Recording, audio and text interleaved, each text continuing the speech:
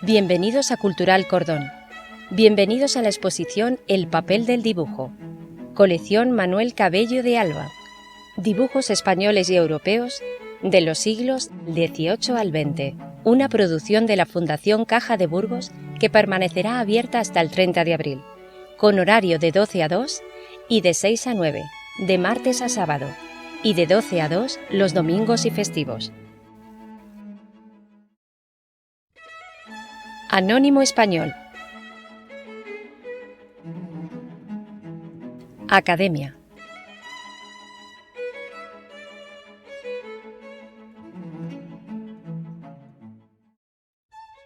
La mayor parte de los dibujos elaborados a lo largo de la historia del arte se realizaron sobre diferentes tipos de papel. El papel se obtiene de fibras vegetales. Se puede utilizar desde madera y paja, cáñamo, lino, algodón o arroz, e incluso trapos viejos, como el famoso papel fabriano. Son varios los tipos de papel utilizados por los artistas, como el papel verjurado, cuyas características líneas verticales, apreciables al trasluz, le dan consistencia. El papel lana, realizado con diferentes espesores de papel, como sucedía con los fabricados por la empresa francesa Lana desde 1590.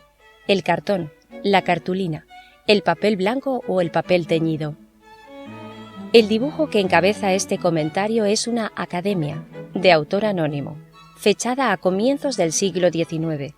El término academia posee diferentes significados en el mundo del arte. Por un lado, la academia era el lugar al que acudían los artistas a formarse. La Academia de Arte y Diseño de Florencia, en Italia, será el modelo que luego continúe Francia en su Academia Real de Pintura y Escultura. En España, Felipe V funda en 1744 la Real Academia de Bellas Artes de San Fernando. A esta primera academia le suceden otras en Sevilla, Valencia y Valladolid. En las academias proponían a los estudiantes diferentes ejercicios. Uno de los más frecuentes era la copia de modelos estáticos. En ocasiones se trataba de figuras de yeso, otras veces modelos vivos, hombres y mujeres, que posaban estáticamente para los aprendices. Los dibujos resultantes se conocían igualmente como academias. Casi todas las academias fueron estudios de anatomía, cuerpos humanos y partes del mismo, pero no solo.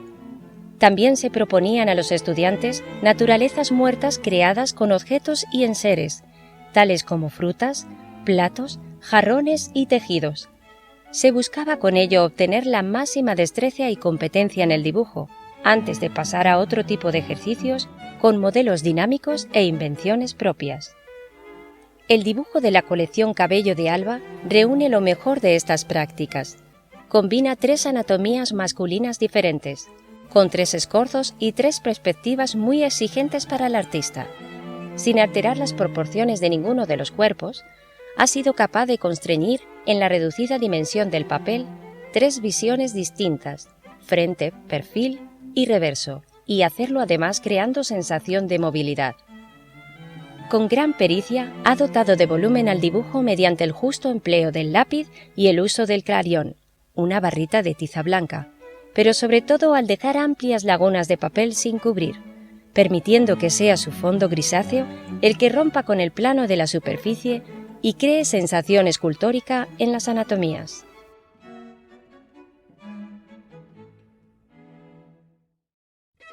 Valeriano Domínguez Becker. Autorretrato. Hacia 1868. Los Domínguez Becker constituyen una de las familias más señeras del arte español del siglo XIX. Joaquín Domínguez Becker, 1819-1879, fue restaurador de los Reales Alcázares y director de la Academia de Bellas Artes de Sevilla, además de autor de solicitadas escenas urbanas plagadas de figuras pintorescas. Su primo José Domínguez Becker, 1810-1845, también pintor, es el padre de 2 de los grandes protagonistas del romanticismo en nuestro país, Valeriano Domínguez Becker y el poeta Gustavo Adolfo Bécquer. Valeriano se forma en el ámbito familiar, pero muy pronto se desprende de los resabios costumbristas para apostar por el naturalismo. Durante años recorre el país estudiando los tipos populares, sus trajes y comportamientos. Elabora escenas de campesinos, romerías y fiestas en las que los pinceles de Valeriano Becker se vuelven verdaderas, nada afectadas, ajenas a la imagen impostada que el mercado reclama. Muchos de estos dibujos se publicaron después a partir de 1870 en la revista La Ilustración Española, creada por su hermano Gustavo Adolfo. No fue la única publicación en la que ambos hermanos, fuertemente unidos, colaboraron. Solo en 1991 salieron a la luz los dibujos satíricos Los Borbones en pelota, creados en torno a 1868. La biografía de Valeriano se cierra tempranamente. Muere pobre tras una larga enfermedad en 1870. Apenas 2 años antes de su fallecimiento puede fecharse el autorretrato que encabeza este comentario. Domínguez Becker fue un gran retratista. Es común señalar que en sus retratos confluyen la tradición clásica y la influencia del romanticismo francés, tan dado al arrebato y a la imagen heroica. Los retratos de Valeriano son más contenidos, íntimos y sobrios. En efecto, todo ello se hace patente en esta obra. El dibujo del rostro se despega del atuendo. La mirada ausente, los pómulos marcados y el rictus de labios y barbilla traslucen ya los síntomas de la enfermedad. No se ha suavizado la serenidad del rostro, no se ha escondido el dolor. El dibujo preciso de los rasgos contribuye a hacer presente la figura muy por encima de la anécdota, a erigirse en uno de los mejores ejemplos de retrato romántico de nuestro país.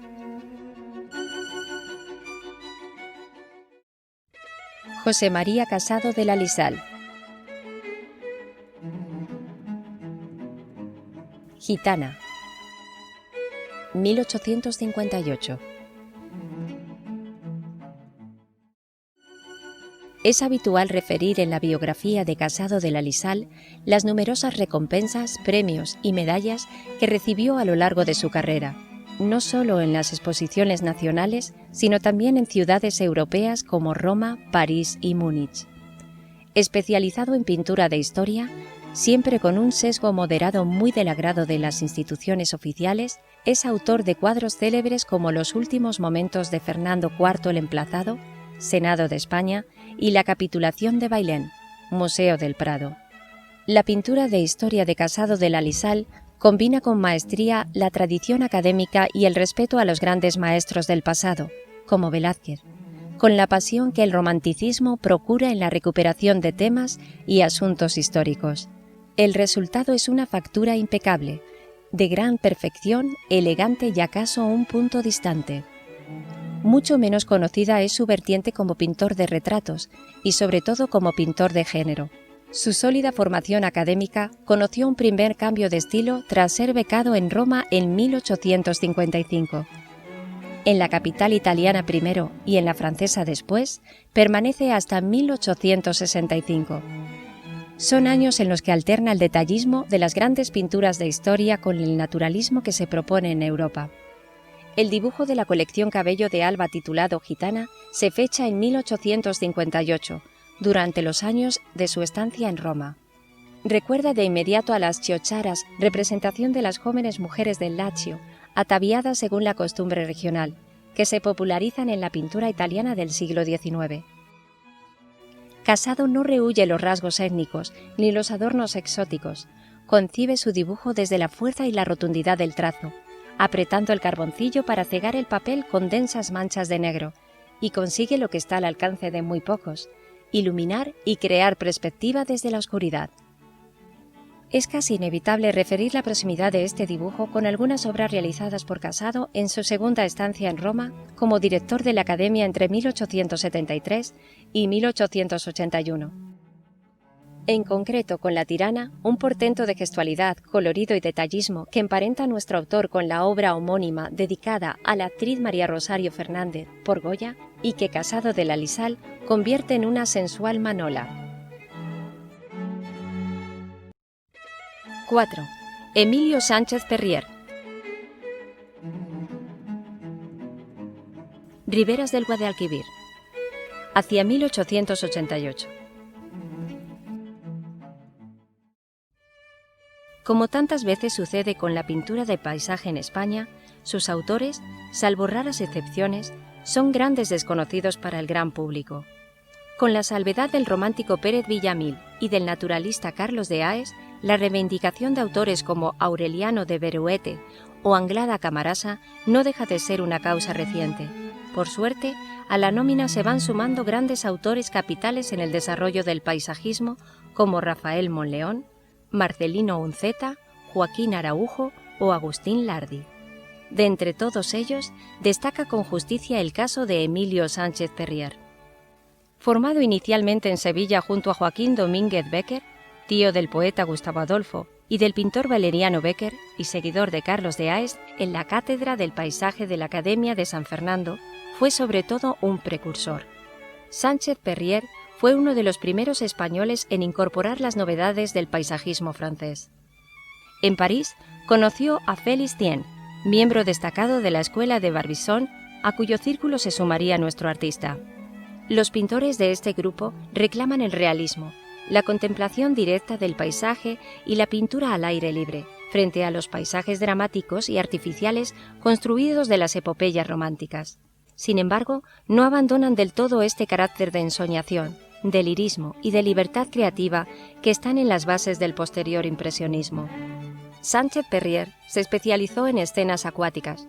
Su dominio de los efectos que la luz causa en el agua le permitió, como hicieran Félix Tien y Martín Rico, al que conoció en Granada, sobresalir con vistas de Venecia muy solicitadas en el mercado internacional. A la colección Cabello de Alba pertenecen un nutrido grupo de dibujos, todos ellos caracterizados por la presencia de ríos y lagos, casi siempre en primer término. Con el delicado recurso del reflejo de celajes y riberas, capta la atención del espectador sin recurrir apenas a elementos anecdóticos.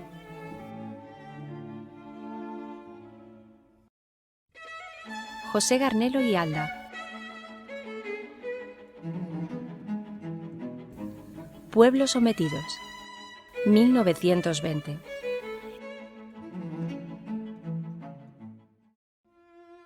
En la figura de José Garnelo confluye lo mejor del arte español entre los siglos XIX y XX. Como es común a otros artistas del periodo, Garnelo se forma en las escuelas de Bellas Artes de Sevilla primero y de Madrid después. Pensionado en Roma, realiza distintos viajes de estudios por Francia, Austria y Alemania. Desde sus comienzos consigue premios y condecoraciones en las exposiciones nacionales, concursando con pinturas de asunto histórico a la par que ocupa diferentes puestos de profesor en las academias de Zaragoza, Cádiz y Barcelona. En esta última ciudad recibe en su estudio como alumno a un joven Pablo Picasso. En 1900 gana la cátedra de dibujo en la Escuela de San Fernando, donde se afanará en introducir las novedades pedagógicas que había conocido en Barcelona. Pero lo relevante de Garnelo no es solo su cuajada biografía. Recordemos que fue subdirector del Prado y pintor de la Corona, sino sobre todo sus grandes virtudes como artista y como intelectual.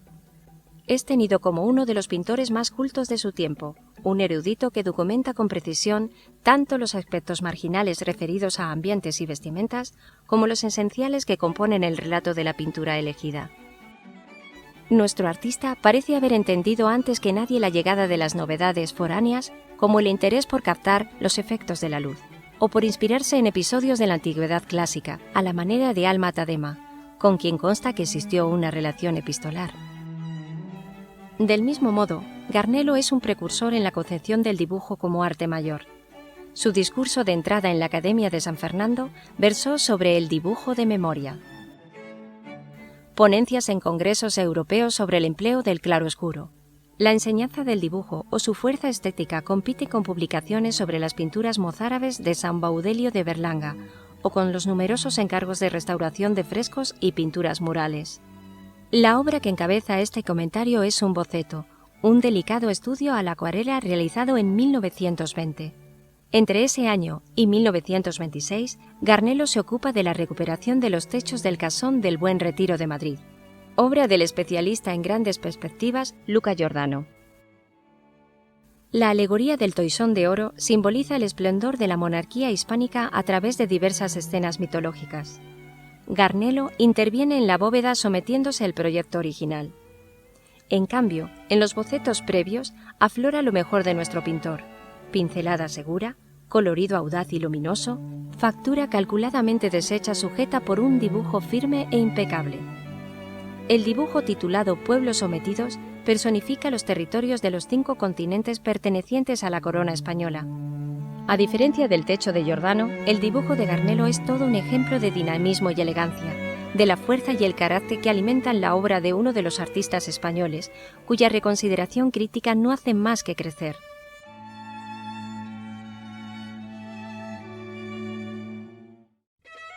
Aurelio Viviano Arteta y Errasti. Los cargueros del muelle. Hacia 1922.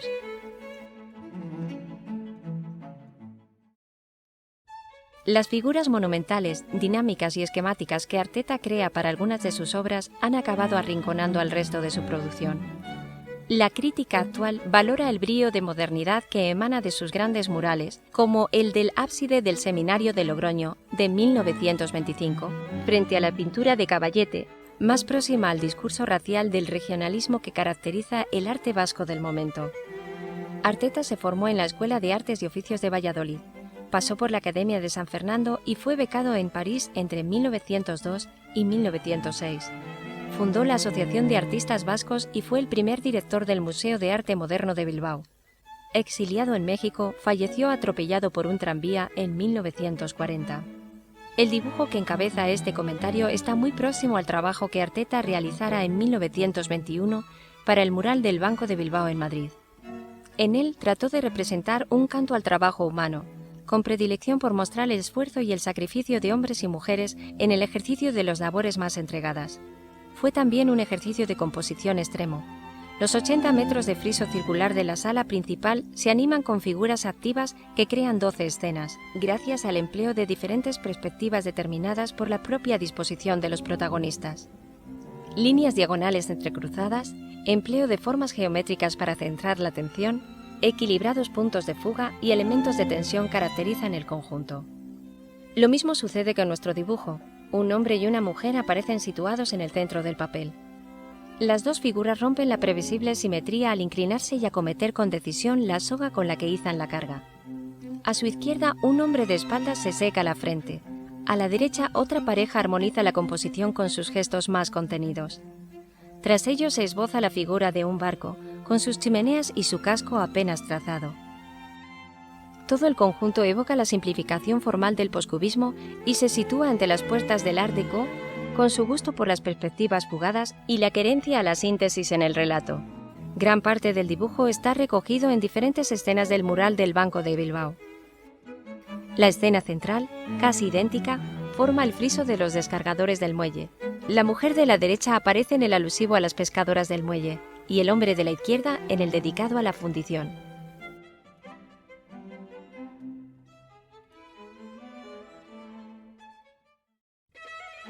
Paul Gavarni.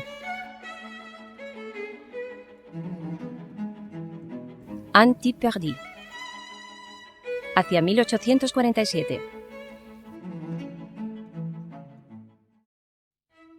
Aunque el grueso de las obras que forman parte de la colección Cabello de Alba son de origen español, también figuran algunos dibujos de procedencia europea, entre los que destacan los llegados desde Francia. Tal es el caso de un bello dibujo anónimo titulado La Batelier, de clara inspiración clasicista en el perfilado del rostro y vestimenta popular, que parece inspirarse en una canción popular francesa recogida a comienzos del siglo XIX, dedicada a una bella barquera.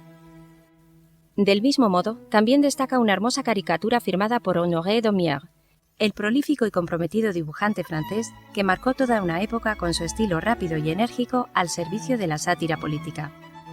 Daumier pasó por varias publicaciones, algunas de las cuales fueron suspendidas por la censura, como La Caricature.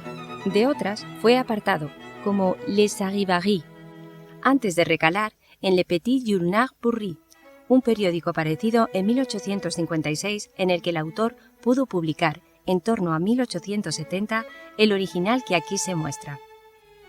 Otro de los dibujantes franceses que puso su talento al servicio de la ilustración fue Paul Gavarni, seudónimo de Sulpice Guillaume Sivalier. Maestro de la ironía, mordaz y osado en sus caricaturas, pasó por varios periódicos antes de fundar él mismo el Journal des gens du monde. También colaboró en Les Charivaris e ilustró numerosas novelas de Balzac o Eugenio Sue. Con frecuencia los dibujos de Gavarni se detienen en aspectos de la vida familiar y del comportamiento humano, a veces con una mirada sombría e incluso amarga, que se acentúa después de un viaje por Inglaterra en 1849, donde le impresionó la miseria provocada por la Revolución Industrial. El dibujo que nos ocupa lleva por título Anti Perdu y hace mención a algunas formas de vida parisinas que ya a mediados del siglo XIX comenzaban a desaparecer. La Belle Madeleine era una mujer que se apostaba en las puertas de la ciudad con sus pastelillos calientes de Nanterre, una suerte de brioche, y los ofrecía al público cantando una canción. Aunque la memoria del historiador Charles Hilliard de sus Célébrités de la Rue de 1868 cuenta que se trataba de una joven que lucía las piernas con la falda levantada y una cruz de oro sobre un generoso escote, él mismo cree que se trata más de una leyenda y que la realidad, a tenor de lo que alguna imagen recogió, se acercaba más a una vieja campesina de piel curtida y morena, tal y como la reproduce Gavarni, a la que sobrevivió su canción.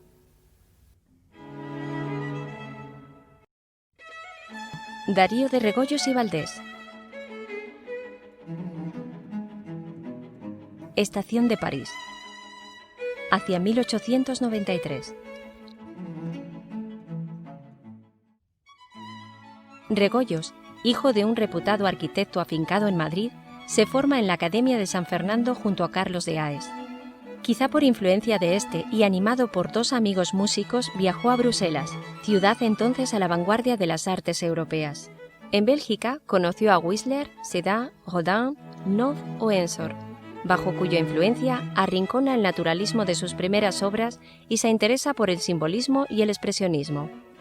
En 1888 realiza un viaje por España junto al poeta Émile Verhaeren, del que surge su conocido libro España Negra. El libro responde a los planteamientos estéticos 98istas y constituye, sin duda alguna, un ejemplo de arte crítico políticamente comprometido. Pero en Regoyos hay muchos Regoyos. A partir de los años 90 del siglo XIX, el artista intensifica su relación con los pintores franceses y el puntillismo prende en su obra. Los tonos violáceos y los azules se adueñan de su paleta. Los juegos de luces y sombras surgen por aproximación de tonos, no por contraste ni por separación de manchas de color. En Estación de París, el dibujo que encabeza este comentario, el artista maneja con maestría los matices que una misma gama puede ofrecer. La composición separa dos áreas en penumbra cortadas por un zigzag tenuemente iluminado, por donde asoma el cielo de la estación y las vías y los andenes que alumbran los exiguos faroles del tren. Tanto la técnica, resuelta con ligeros toques de pastel, como la temática recuerdan a obras de Whistler y Pissarro. El tren en la obra de Regoyos es un recurso habitual, un símbolo de modernidad que el artista emplea para acentuar las contradicciones entre formas de vida atávicas y el progreso técnico, como sucede en la pintura Viernes Santo en Castilla, y a la vez el tren es un recurso estético en el que se apoya para trazar formas geométricas y distribuir de manera nítida las distintas secciones que articulan la obra. Daniel Vázquez Díaz. Guitarrista. Hacia 1923. No deja de ser curioso que artistas como Pablo Picasso, Juan Gris o Julio González, capitales en el desarrollo del movimiento cubista internacional, apenas hayan dejado un leve rastro en el arte español de vanguardia. Los nombres de María Blanchard, Pablo Gargallo o de algunos componentes de la Escuela de París como Francisco Bores, Manuel Ángeles Ortiz o Ismael González de la Serna aparecen vinculados al cubismo casi exclusivamente en función de su paso por la capital francesa. Por ello es tan relevante para nuestro arte el caso de Daniel Vázquez Díaz, formado en Sevilla y Madrid, apasionado por Zurbarán, testigo de primera fila del nacimiento del cubismo en París, asistente del escultor Bourdelle. Vázquez Díaz será desde su obra y su estudio uno de los principales promotores de nuevo estilo en España.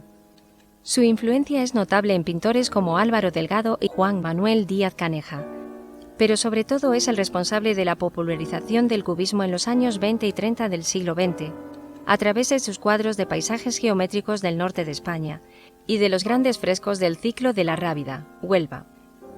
El cubismo de Vázquez Díaz se caracteriza por la quietud, el estatismo de las figuras y el dibujo esencial, de trazo seguro y ancho que lleva casi sin querer hacia la construcción geométrica. Así sucede con el dibujo guitarrista. Fechado en 1923, en pleno apogeo de su personal estilo, en él hace uso de la representación clásica de la figura a la que dota de volumen tridimensional. Esa combinación armónica de planos y masas, ese empleo a voluntad de las aportaciones de la vanguardia, convirtieron a Vázquez Díaz en uno de los más influyentes maestros de la vanguardia española desde su cátedra en la Escuela de Bellas Artes de San Fernando.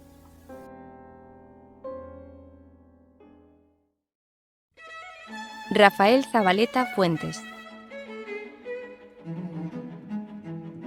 La ensoñación de una noche bajo la luna.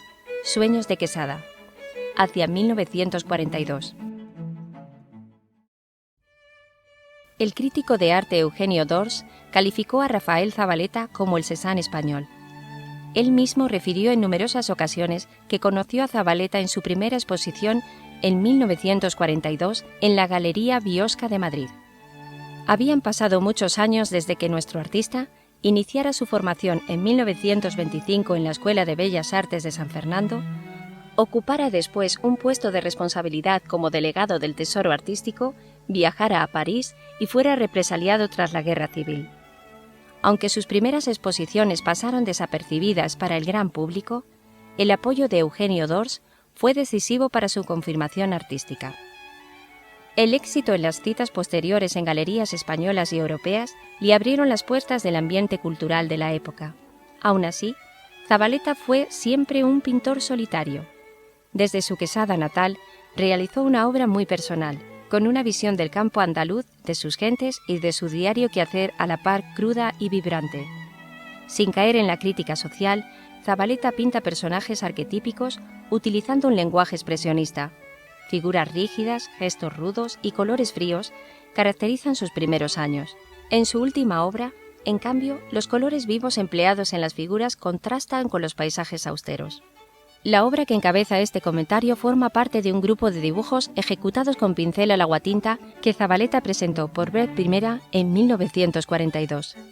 Eugenio Dors publicó en 1944 un artículo en diferentes medios en el que hablaba del pintor y de esas obras en concreto, a la que bautizó como Sueños en Quesada, en la que dice: su inspiración no puede sujetarse a la literalidad del retrato, ni la clara lucidez de sus ojos a captar dentro del perfil de lo cotidiano, la asepsia de lo racional. Si cerrados, estos ojos sueñan terribles secretos, pero si abiertos, se abstraen en alucinaciones, quizá más terribles aún. La serie completa la componen 35 dibujos. Sin desprenderse de algunas claves de la estética cubista, Zavaleta da rienda suelta a un fecundo imaginario surreal, en el que abunda sobre algunas de sus preocupaciones, la guerra, el devenir del mundo y la atracción sexual. En la ensoñación de una noche bajo la luna parecen confluir estas tres visiones. Un paisaje urbano es contemplado despreocupadamente por una pareja desde una terraza. A su espalda se recuestan en un diván varios cuerpos sin rostro. Una mujer señala a un guerrero alado el mundo que parece proponerse destruir, mientras que un personaje zoomorfo se solaza con una muchacha en un velador. En 1963, Camilo José Cela publicó un libro de edición limitada titulado El solitario y los sueños de Quesada, en el que recogía una selección de 25 dibujos pertenecientes a esta serie, acompañados de textos.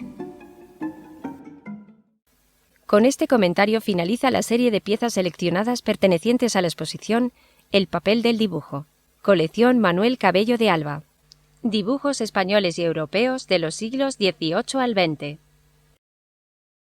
Una producción de la Fundación Caja de Burgos, Cultural Cordón,